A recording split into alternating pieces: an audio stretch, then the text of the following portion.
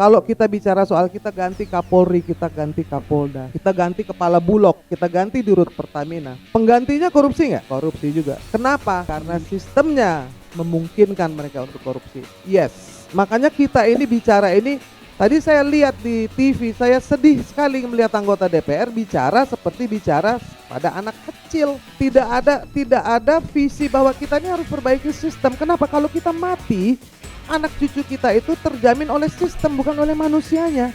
Ketika LPSK diberikan amplop, apakah komisi-komisi yang lain ini tidak? Yang tidak melapor, tidak mengembalikan, tidak melapor, dan kita tidak diberitahu.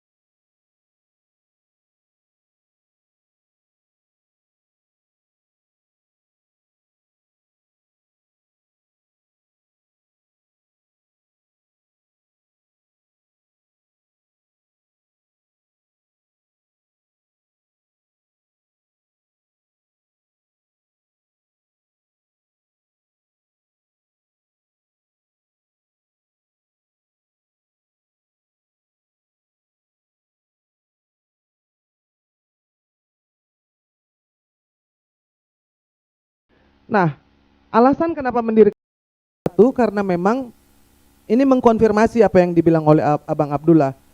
Menurut CPI, Corruption Perception Index, yang paling tinggi itu adalah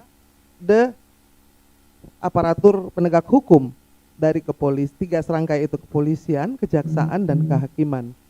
Karena tiga-tiganya pada waktu itu menjadi alat dari oligarki pada waktu zaman Soeharto, maka harus dihentikan. Harus dibuat satu lembaga yang bersih, yang baru, yang dipercaya oleh publik untuk membersihkan tiga ini. Jadi harus satu-satu. Kita belajar dari Hong Kong, karena pada waktu itu yang menjadi ketuanya adalah Burton D'Esperville.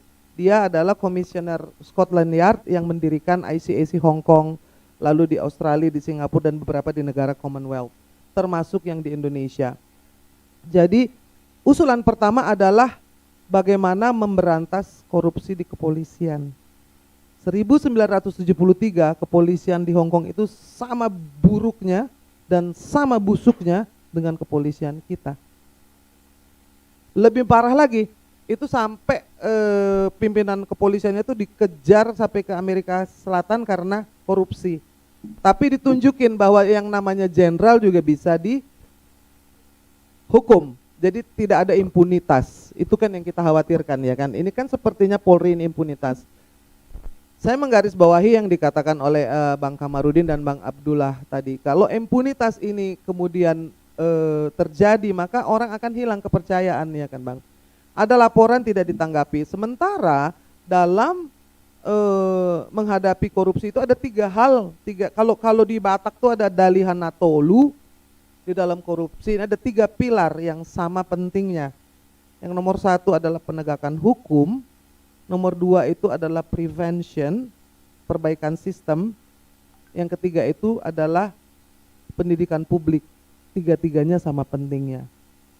Kalau kita bicara soal kita ganti Kapolri, kita ganti Kapolda, kita ganti kepala Bulog, kita ganti Dirut Pertamina, penggantinya korupsi nggak? Korupsi juga. Kenapa? Karena sistemnya memungkinkan mereka untuk korupsi. Yes, makanya kita ini bicara ini. Tadi saya lihat di TV, saya sedih sekali melihat anggota DPR bicara seperti bicara pada anak kecil.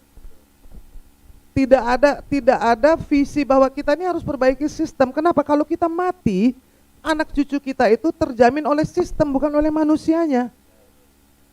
Nggak penting siapa Kapolri, siapa ketua KPK. Tapi sistemnya itu harus jalan. Tadi Abang bilang harus ada pengawasan, harus ada unsur masyarakat. Saya ini bicara sebagai wakil dari civil society. Ya kan, lalu tiba-tiba jadi viral lah itu karena mungkin masyarakat sudah kelar, kesabarannya sudah habis, ya kan. Saya ini selama 7 tahun kerjanya mengurusi Citarum dan Cisanti saja. Maka ketika mengurusi Huta Barat itu sebetulnya seperti hal yang saya lakukan 22 tahun yang lalu, yang harusnya saya sudah pensiun dan dilanjutkan oleh Rahman dan oleh generasi-generasi yang lain. Waktu saya pertama kali punya talk show politik yang pertama namanya Today's Dialogue, Rahma masih junior saya. Saya paling tua memangnya, sayang ya, kamu bersama Nacho. Dan sekarang saya udah tua, akhirnya kita duduk satu bangku sama-sama lagi. tua sekarang. Artinya gini, masyarakat itu merupakan, civil society merupakan hal yang paling penting. KPK tuh nggak bisa kerja kalau nggak ada laporan. Polisi nggak bisa. Tidak ada satupun lembaga di negeri ini yang bisa jalan tanpa dukungan dan kepercayaan publik. Nah itu yang harus kita lakukan, membangkitkan kembali gitu loh, bahwa kita ini penting. Kita ini sebagai orang biasa, sebagai masyarakat sipil atau civil society atau masyarakat madani itu sangat penting. Semua yang duduk di komisi-komisi itu nggak ada yang punya visi dan tidak ada yang memikirkan perasaan mamanya Joshua, tidak ada yang memikirkan betapa susahnya hidup mereka. Yang dipikirin itu Putri Chandrawati itu. Mamanya Joshua itu gajinya itu 600.000 abang, itu 3 bulan sekali digajinya. Jadi kalau saya menangis itu bukan hanya menangisi kematian yang mati ponggol Joshua itu, tetapi menangisi betapa seorang ibu bersusah payah menyekolahkan anaknya, ada 4 anaknya. Kemarin saya menemani wisuda di Universitas Terbuka, itu berurai air mata, nggak bisa nggak nangis. Satu gedung itu menangis semua. Kita ini ngebayang nggak terima ijazah anaknya udah nggak ada. Nggak kebayang ya Bu ya. Tidak terbanding dan tidak terkirakan. Tetapi betapa itu menunjukkan bahwa itulah prinsip Marsikola Nasatimbo Timbona. Bersekolah setinggi-tingginya. Akhirnya kan dia menuntut ilmu sampai mati. Dan luar biasanya bapaknya ketika ditanya, Bapak menyesal nggak anaknya masuk polisi? Oh tidak. Karena itu cita-citanya, karena itu kebanggaan saya, ya kan? Pahlawan bagi keluarganya, pahlawan bagi kita semua. Wartawan bagi Indonesia. Kan abang itu menganjurkan pada waktu 17 Agustus, tapi saya pikir ginilah. Yang namanya pahlawan itu kan yang dekat di hati, ya kan? Ya, Joshua ini akan diingat oleh berketurunan-keturunan lama sekali. Nanti orang Batak nih bercerita, nih saya cerita sama anak saya. Nanti cerita lagi ke Pahopunya, cerita lagi sampai 100 tahun akan diingat. Jangan kau jadi seperti Sambo ya nak.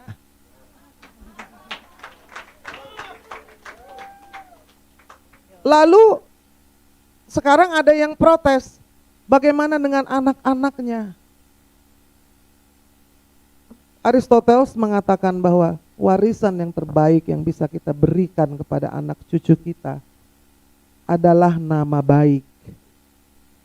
Maka ketika kamu mau mewarisi uang triliunan, rumah yang besar, mobil-mobil mewah, wariskanlah itu tanpa nama baik.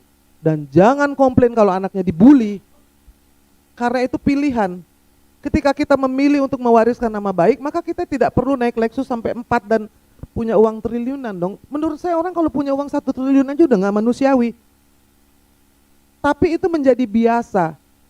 Saya mau bicara satu lagi ya. Dari sisi bagaimana ketika tanggal 8 Juli kematian Joshua, lalu tanggal 8